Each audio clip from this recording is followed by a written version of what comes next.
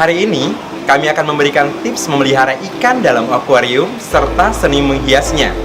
Akuarium yang kita pilih kali ini adalah Boyu EC400 dan Boyu DY1, DY2, dan DY3.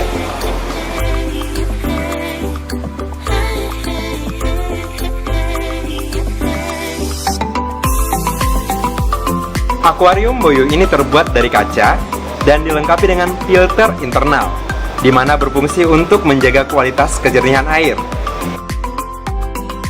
Juga dilengkapi dengan lampu LED 5 watt dan sensor sentuh untuk pengaturan lampu.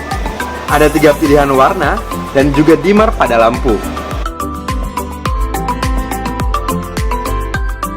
Boyu Aquarium Meja Nano terbuat dari material akrilik dan dilengkapi filter dan lampu. Dan akuarium ini aman untuk anak-anak.